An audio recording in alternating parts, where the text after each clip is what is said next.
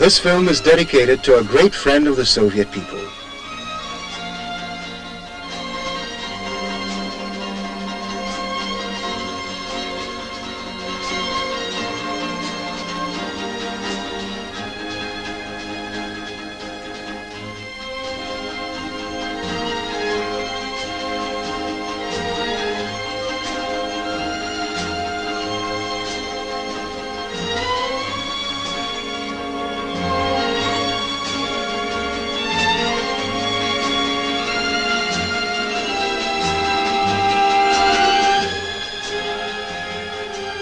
He frequently came to the Soviet Union, the President of the Democratic Republic of Vietnam, Chairman of the Central Committee of the Working People's Party of Vietnam.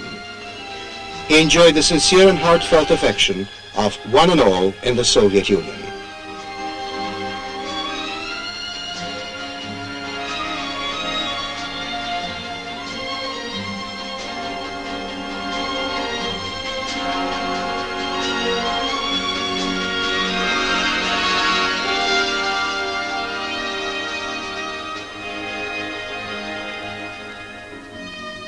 His name was Ho Chi Minh.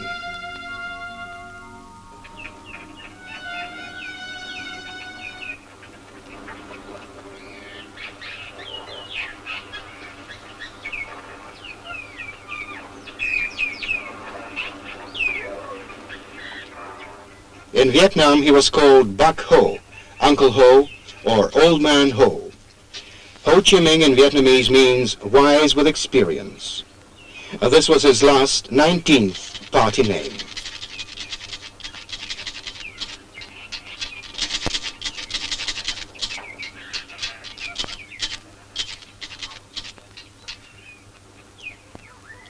I was born 10 years before the beginning of our century. My father, a village school teacher, named me Nguyen Tat Thanh. I grew up in colonial Indochina, in the province of Nghe An, which gave my country many soldiers and poets.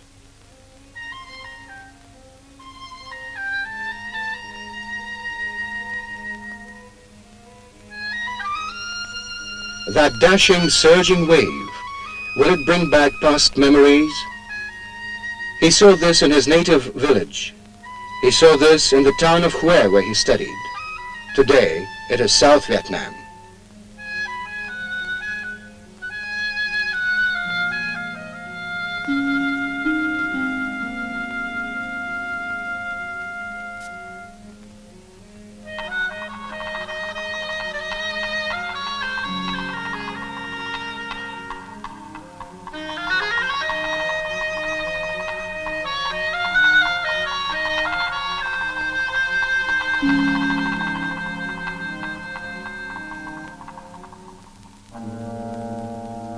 The French came to Indochina in the 19th century. First the missionaries, then merchants, soldiers, gendarmes, and planters.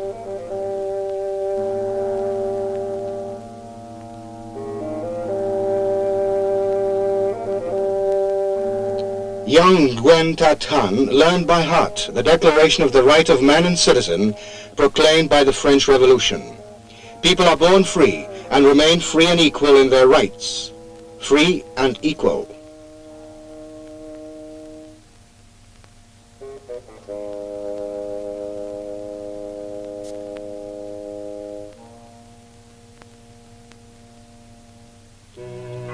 The French flag in Vietnam was the flag of the oppressors.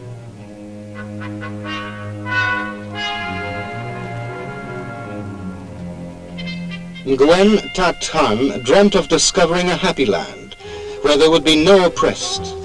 In 1910, he went to France, to Paris.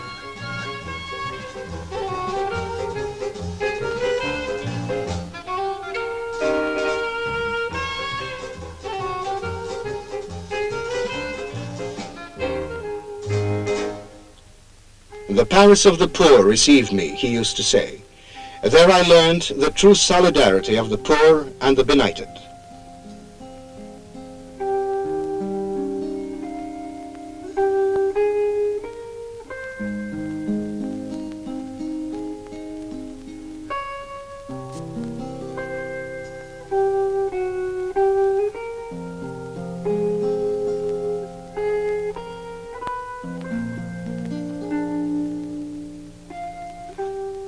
This is the window of his room in the small by-street called Campuan, where he worked as a photographer. He traveled a lot in those years. He was a cabin boy. He washed dishes in a London hotel and then was a baker. He was a cigarette vendor in Canton and a window cleaner in Rio de Janeiro. He nearly died from tropical fever in Africa. He published his first story in L'Humanité and became a foreign correspondent of Paris periodicals. In the United States, he wrote, politicians, financiers, and the authorities always encourage, spur on, and incite criminals and racialists, and then cover them up. But he never did find a happy land. My land, 100 leagues divide us. I lie so still, engulfed in heavy slumber. Weeks passed, then months. I wrote these lines in tears.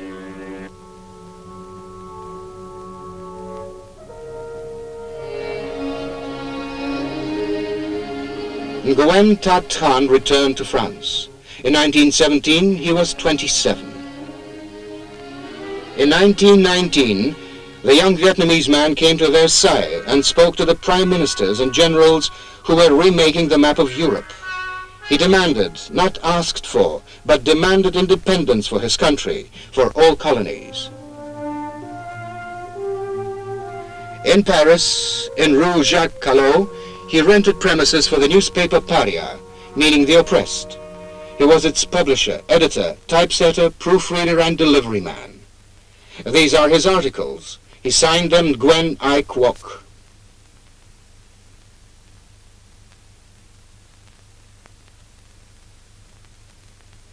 Advertisement.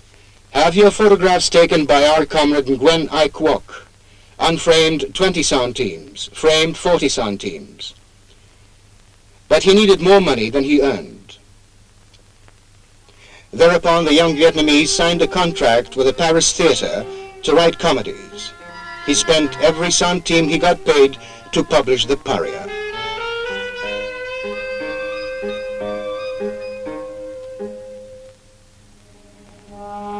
You're making a mistake, he told colonial officials in France, if you think that the people of Indochina have reconciled with their lot and do not hope to achieve emancipation the revolutionary way.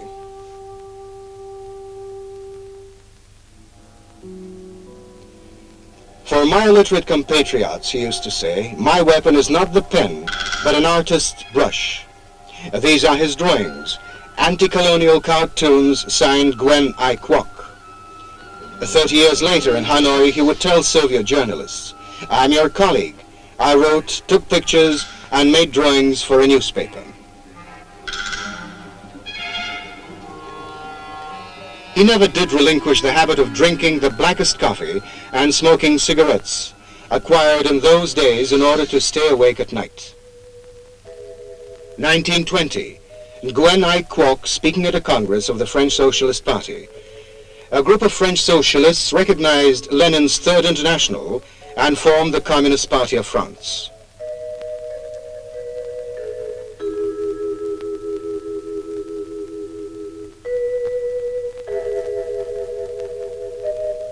Nguyen Ai Quoc became a communist. A year later, Marcel Cachin put forward his candidature for a seat in the French Parliament. The Paria printed more and more materials about Soviet Russia.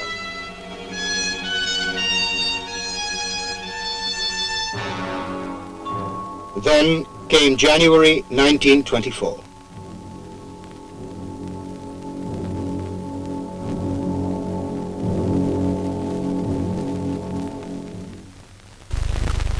From Paris he went to Moscow to pay his last respects to Lenin. The Pravda published his article. Lenin has died. Like a bolt from the blue, these tidings will sweep over the fertile plains of Africa and the green expanses of Asia. Yes, people with black or yellow skins may not know exactly who Lenin was or where Russia lies, but all of them, whether a peasant in the fields of Annam or a hunter in the forests of Dahomey, have heard the whispered words that there, on the other end of the globe, lives a nation which has chased out the masters. They have also heard that this land is called Russia, that it is guided by intrepid people, and that the most intrepid of them is called Lenin.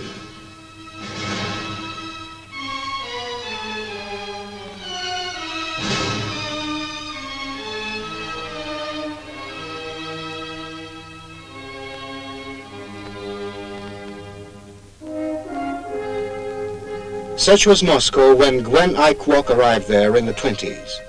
Here in Bolshoi Theatre, the Comintern held its congresses.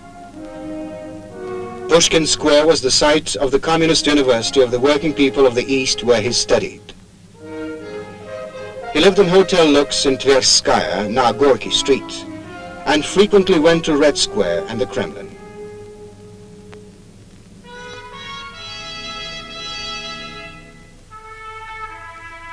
Gwen I. Kwok heard the Soviet President Mikhail Kalinin address the 5th Congress of the Comintern.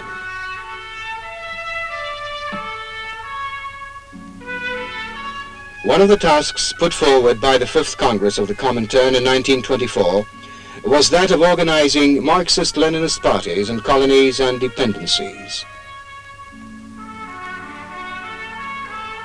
The future President of Democratic Vietnam with a group of Congress delegates. Comrades, since we call ourselves Lenin's disciples, we must concentrate all our strength, all our energy, on translating into life the precious behests bequeathed to us by Lenin in solving both the colonial and other issues.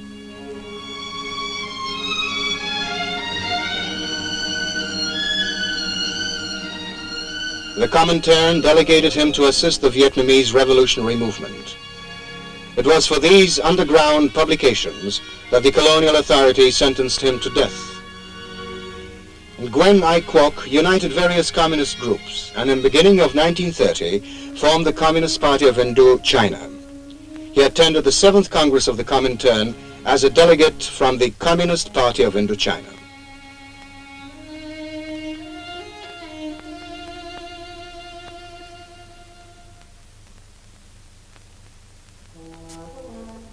A questionnaire for the delegates to the 7th Congress of the Comintern. Name under which you are working in the party. Tend Man Kyon. Name under which you will speak at the Congress. Lin. Occupation. Sailor. Worked for hire for 10 years. Present source of livelihood. Student of the Moscow Lenin School. From what year and in which communist parties were you a member? From 1920, member of the Communist Party of France, and from 1930, member of the Communist Party of Indochina.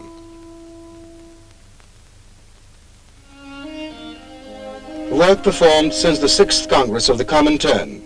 Organizer of the Communist Party of Indochina, 1930-1931. Were you subjected to repressions? Arrested in 1931, spent 2 years in prison and escaped in 1933.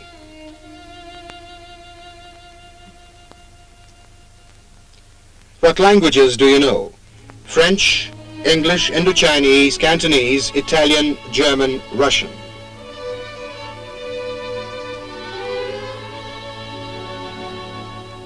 At first, it was patriotic sentiments, rather than communist ideas, that brought me to Lenin.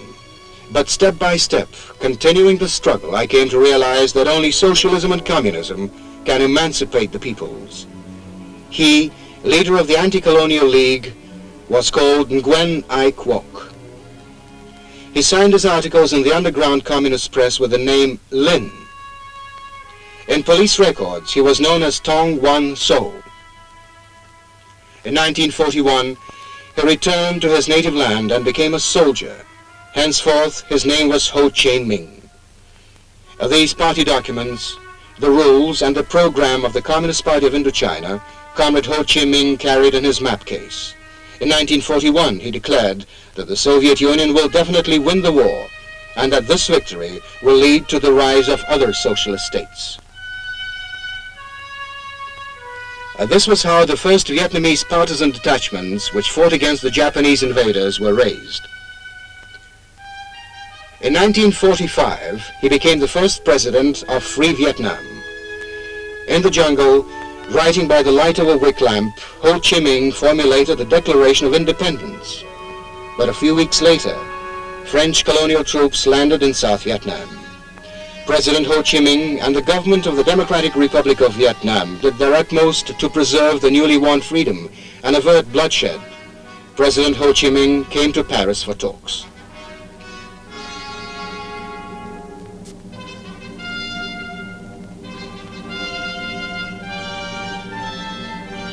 Citizens of France, I should like to address you with a few words, not as President of the Democratic Republic of Vietnam, but simply as a sincere friend of all honest Frenchmen. We are not fighting against honest Frenchmen. We are only coming out against the brutal rule of the French colonialists in Indochina. Vietnam needed peace to begin rehabilitation, but the French colonialists wanted to seize the whole country.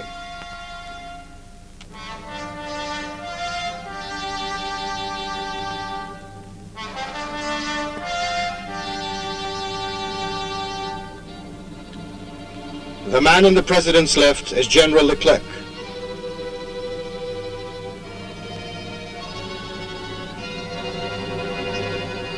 In response to the urge of the Vietnamese people for peace, they were prepared to start a war.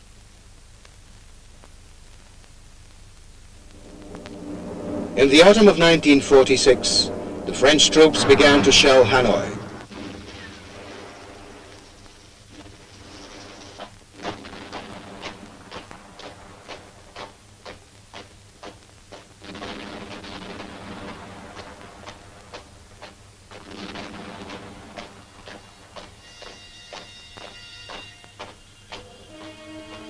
There on the cruiser, General Leclerc smiled at the president. Now he ordered his troops to begin the offensive. But Ho Chi Minh told his people that there was another France. The France of Maurice Thorez, the France of Frédéric Joliot-Curie, the France of workers and dockers. Ho Chi Minh lived in their country. He was a member of their Communist Party, and now they refused to load tanks bound for his country. The jungle became his home.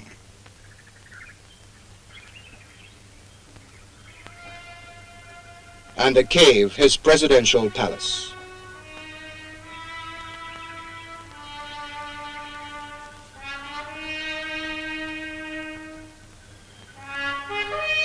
He who has a rifle, let him arm himself with a rifle. He who has a sword, let him arm himself with a sword. If there are no swords, arm yourselves with hoes, spades, or sticks.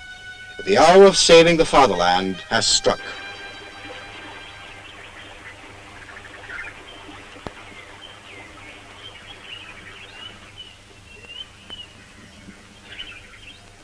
They say that psychological warfare specialists are showing this documentary, Ho Chi Minh in the Jungle, to U.S. officers and men. They're searching for the roots of what they call fanaticism of the Vietnamese, that which was actually a passionate effort of the whole people. Since its second Congress in 1951, the Working People's Party of Vietnam has been guiding the people's struggle.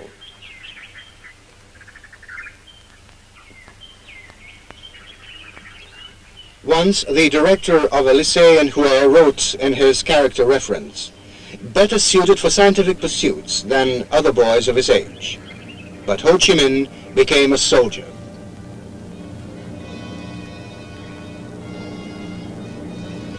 He often repeated Lenin's words that no revolution is worth anything unless it can defend itself.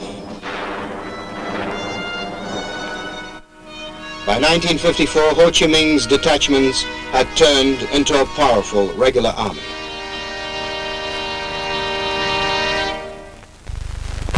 That year, the Vietnamese town of Dien Bien Phu was on everyone's lips. It was the site of a French military build-up in preparation for a decisive offensive.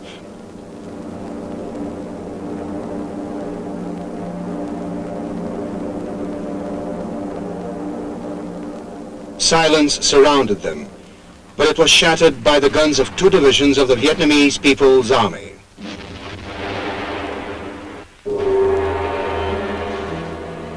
Dien Bien Phu became a symbol of France's disgrace and tragedy. A tragedy of the deceived. 90,000 prisoners, those who only recently were on parade in Paris. In just the same way, U.S. airmen are now being convoyed on Vietnamese soil.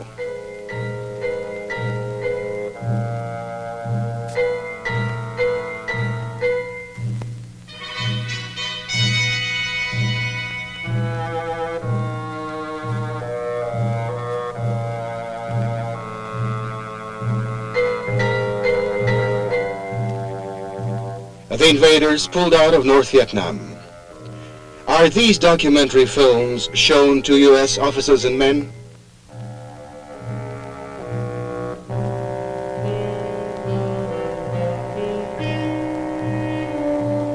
As the troops withdrew from the country, so did the owners of plantations, factories and mills.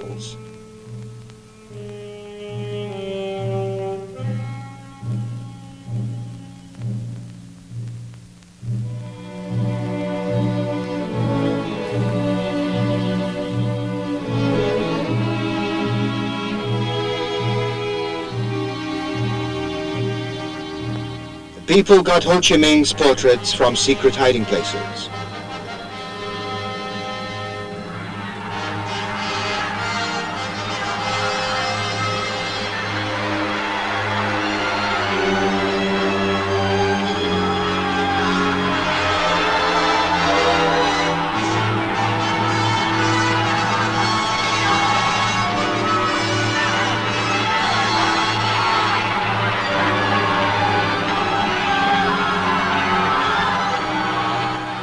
The President of the Democratic Republic of Vietnam, Ho Chi Minh, returned to the capital with his troops.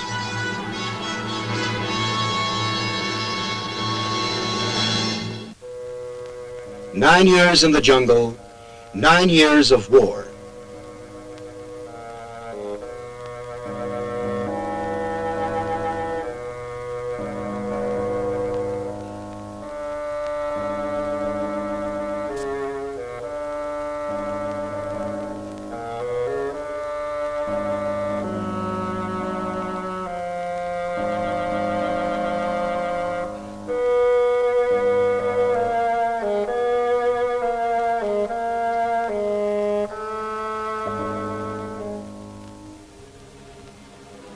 And in Vietnam, as was the case after the Civil War in Russia, the words peace and land stood next to the word socialism.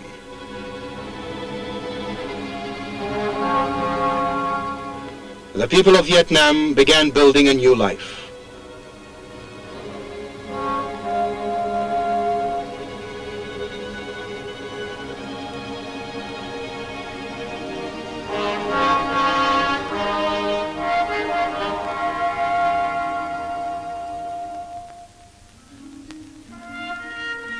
Once a poet compared Ho Chi Minh with Don Quixote. Yes, he was a visionary, a knight who battled against evil, and he became a soldier. He was a humanist and raised his sword against the invaders. His dream came true. He traveled across his country, not along secret guerrilla trails, but across the free land of Vietnam.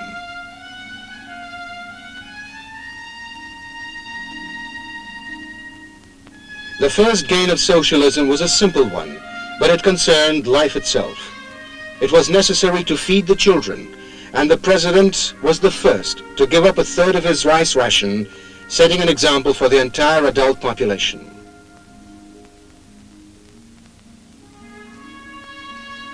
You will of course be pleased to hear about the successes of the Soviet peasants. And if we do not spare our strength in the struggle, then what the Soviet Union has already achieved, we shall achieve tomorrow.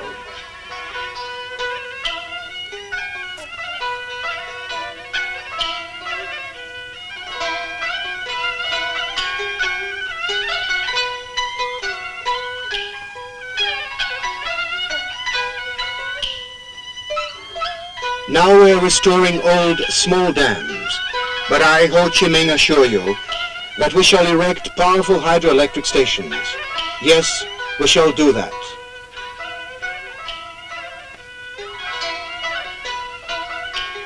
Citizens of Vietnam, first and foremost, you must learn to read and write.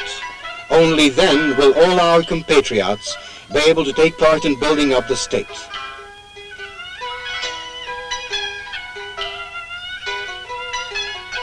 If a wife is illiterate, her husband teaches her. If a younger brother is illiterate, his elder brother teaches him. If the parents are illiterate, their children teach them. Women must learn to read and write so as not to lag behind the men. Within a year, all the Vietnamese must learn to read and write.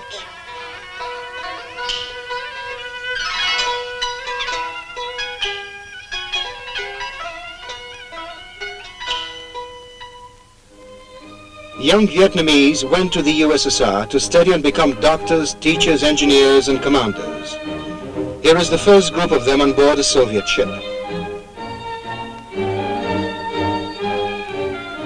President Ho Chí Minh, as would an old Muscovite, told them at parting, "Don't trifle with Russian frosts. Dress warmly. Return home as specialists, whom the country needs so much."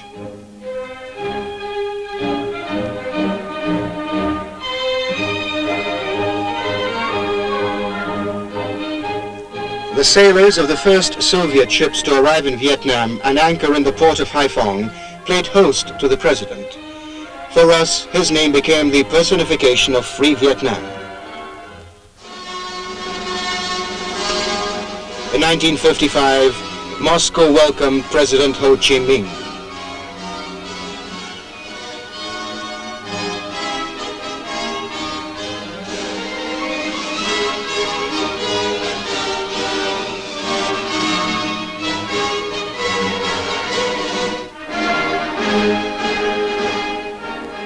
The national anthem of the Democratic Republic of Vietnam resounded in his honor.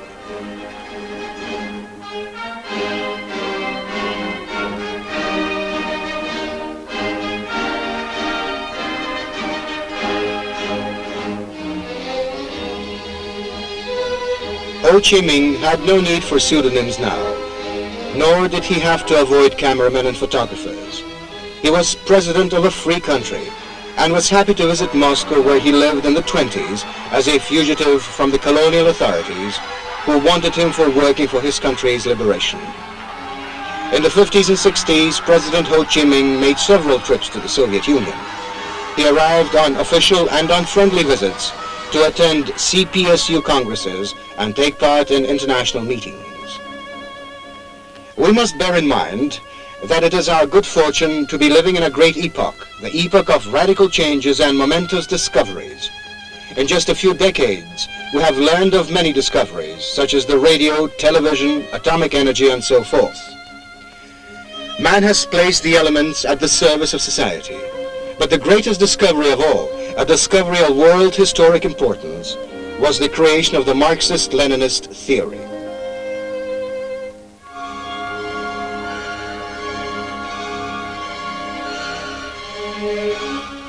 Lenin's name and his theory are inseparably linked with the achievements of the camp of peace and democracy, which extends from the Elbe to the Pacific and from the Arctic Circle to the tropics.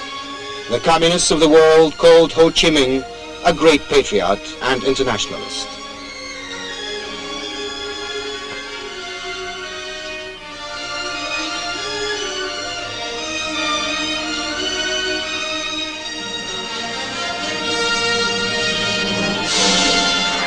He addressed the following words to a party congress: "We shall always march shoulder to shoulder with the Soviet Union and other socialist countries in the struggle for the cause of peace, democracy, national independence, and socialism throughout the world."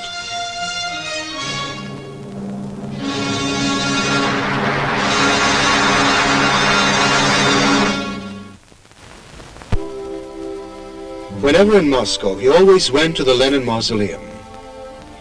He first heard about Lenin in Switzerland, a year before the October Revolution. It was his dream to meet Lenin. He came to Moscow in 1923, when Lenin was already seriously ill. He came again in 1924, but only in time for Lenin's funeral.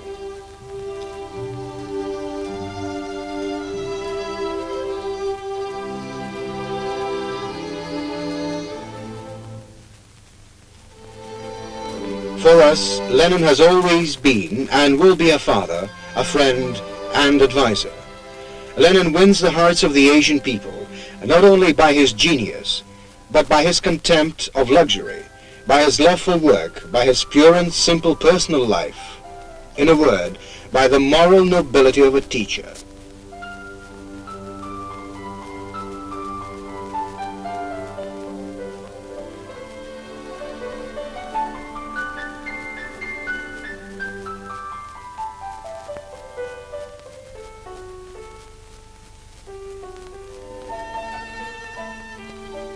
All his life, to his dying day, Ho Chi Minh considered himself a student of the Moscow Leninist school. Not a living god, but a president, a communist of the Leninist school.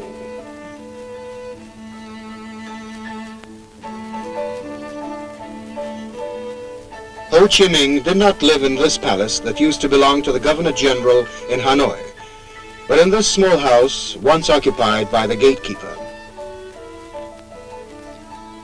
He would rise at 5:30 and work late after midnight. "I've no time to write verses now," he once said. Our verses today are dams in terms of kilowatts. The dry statistic reports showing the number of acres irrigated. Our verses are newly built factories and schools. The Third Congress of the Working People's Party of Vietnam, held in 1960, was named the Congress of the Victorious Builders of Socialism.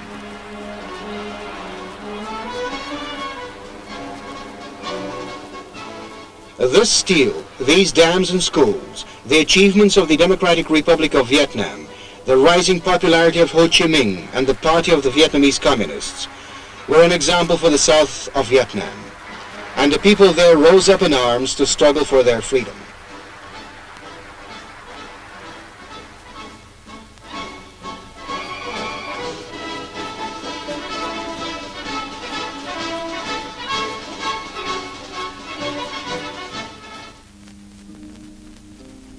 A hand has 5 fingers, some of them longer, others shorter, but they're all fingers of one hand, a single family.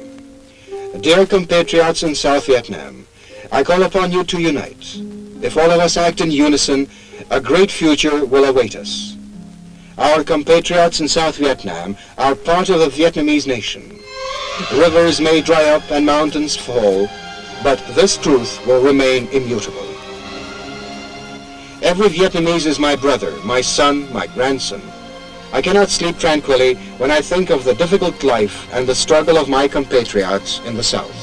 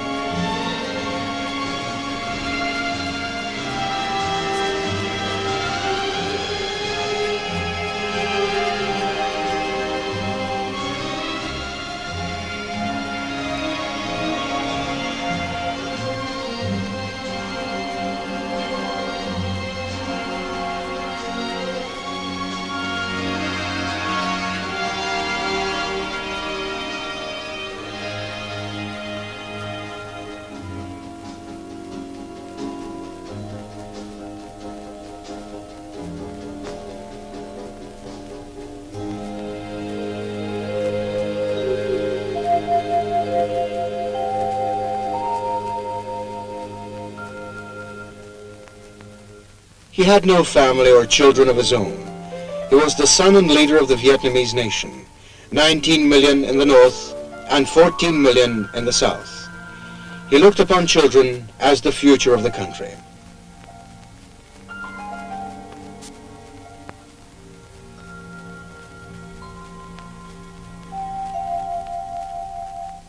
In 1931, he was tried in the British colony of Hong Kong.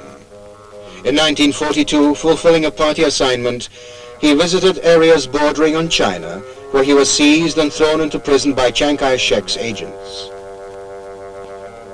For 4 months, I am in prison. They're like 10 years of darkness. These 4 months have brought me 10 years closer to the last winter of my days.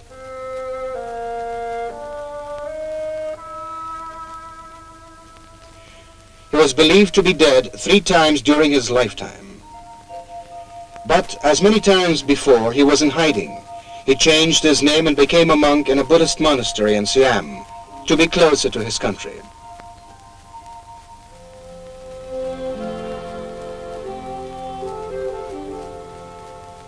In 1965, he turned 75.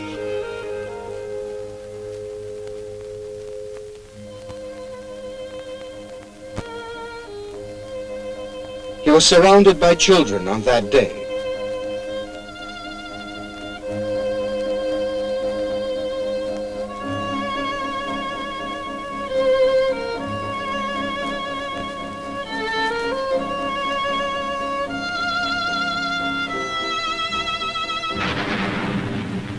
Still another war in the life of the Vietnamese people. Another war in the life of Ho Chí Minh. Sustaining defeats in the south of Vietnam and fearing the example set by the socialist north, the United States started an undeclared war against the Democratic Republic of Vietnam.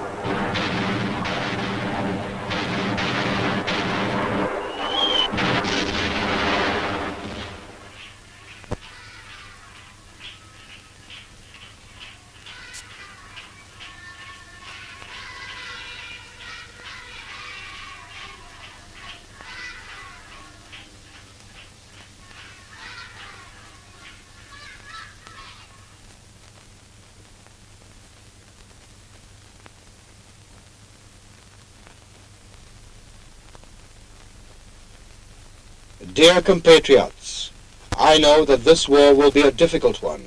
I know our enemy. He is strong, experienced, and treacherous. None of us, neither the soldiers, the workers in the rear, nor our women, shall have an easy time. It might happen that we shall have no strength to smile or sing, but we must have the strength to resist and to win. None of us is immortal, but we shall fight against aggression for national salvation.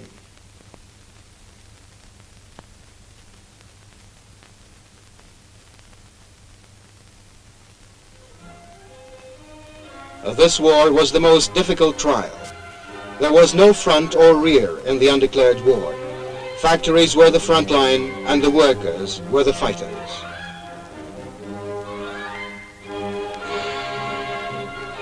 Justice is on our side, the President said. Our will is firm, and we are filled with determination to fight and win.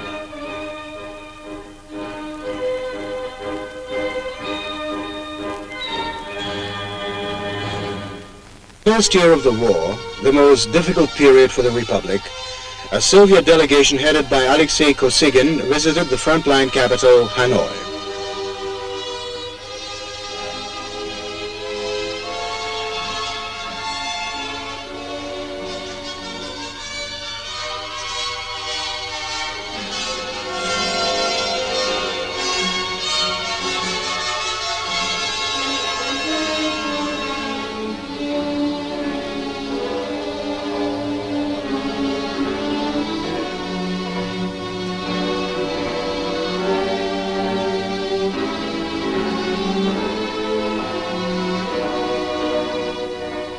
The negotiations held in Hanoi and the documents signed there were fresh proof that the Soviet Union and the Communist Party consistently pursued the Leninist course of proletarian internationalism.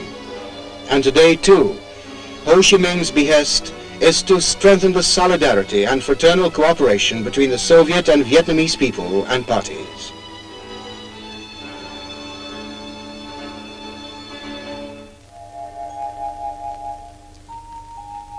From the Presidential Secretary's Memorandum Book, Rising Time 5 o'clock, Report of the Air Defense Commander 6 o'clock, Meeting of the Politburo, Talk with the Young Pioneers, and another note, correct the proofs of the preface to Lenin's works in Vietnamese translation. At times it seems that no one wants to believe us, but we shall overcome difficulties. It must be done. It can be done, and it will be done.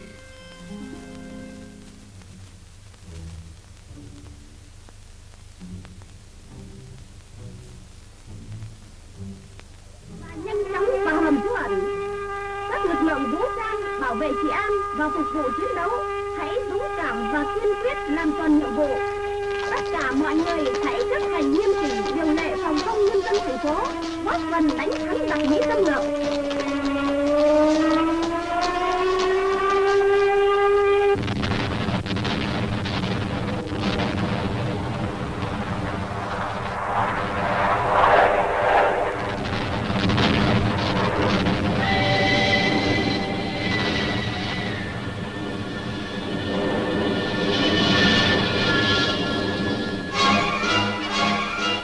We were with Vietnam in those days.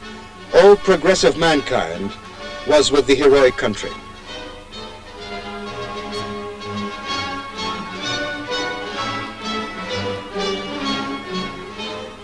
Speaking on behalf of the 240 million citizens of the Soviet Union and its Communist Party, Leonid Brezhnev said at the time, "The Soviet Union has always fulfilled and fulfills its internationalist duty to the Vietnamese people. We have furnished and are furnishing substantial assistance. We have already delivered considerable quantities of arms and ammunition to the Democratic Republic of Vietnam. Our line is to continue rendering the Democratic Republic of Vietnam such assistance, both material and political, as it will require to counter U.S. aggression. We are consistently coming out for united efforts on the part of all fraternal socialist countries in assisting the Vietnamese people fighting against imperialist aggression."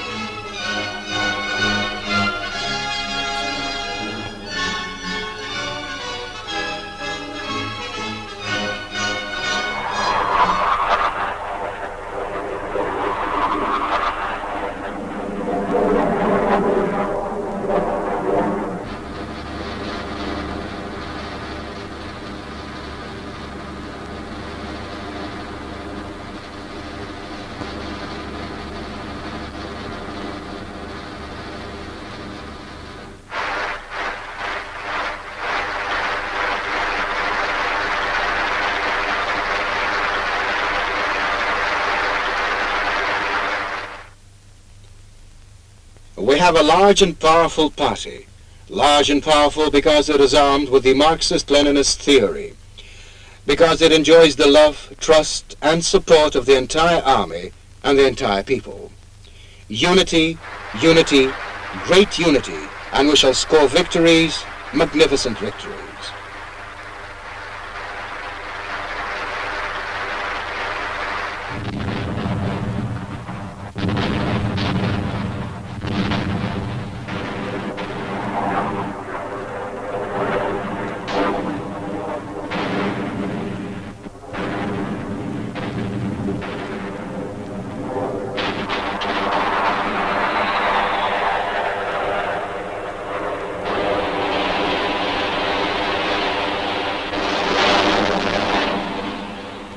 Years of bitter struggle.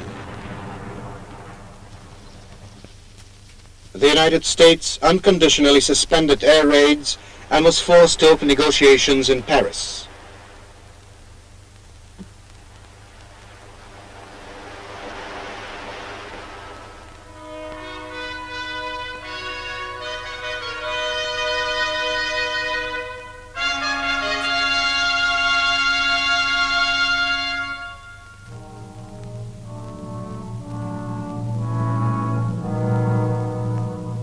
Whatever the difficulties and privations, our people will definitely score complete victory. American imperialists will definitely be forced to withdraw from our country. Our fatherland will definitely be united. Compatriots in the South and North will definitely live under one roof. May our mountains, rivers, and people remain. After our victory over U.S. aggression, we shall build up our country and make it 10 times more beautiful than it is today.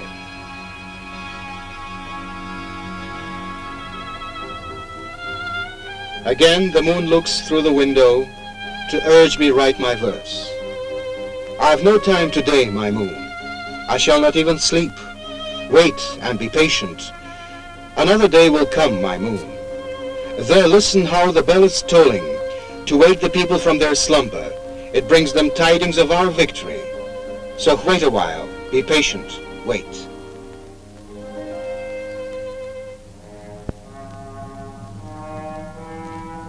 In his testament to the people and the party, Ho Chi Minh wrote, "Being an old man, I should like to talk with you.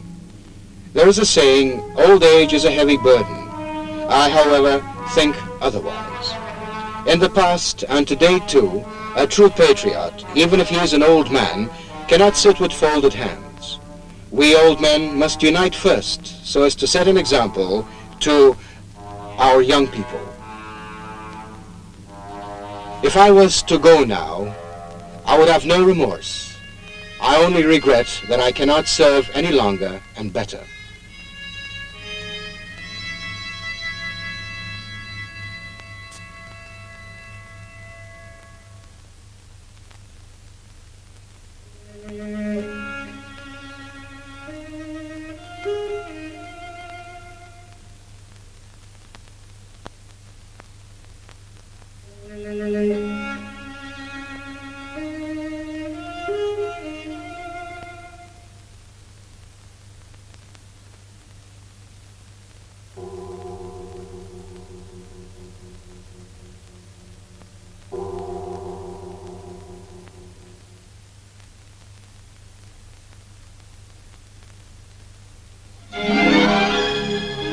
But he shall always remain with us, a great patriot and internationalist, leader of the heroic Vietnam, a true friend of the Soviet people, a communist of the Leninist school, soldier and poet, comrade Ho Chi Minh.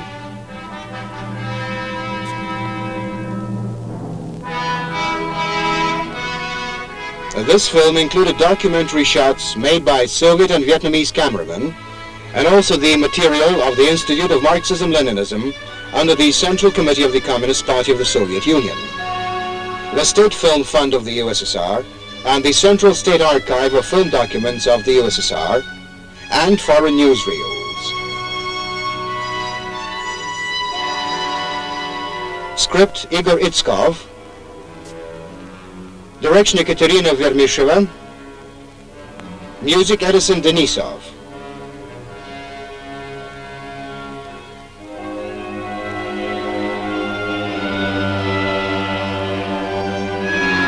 Camera, Anna Popova.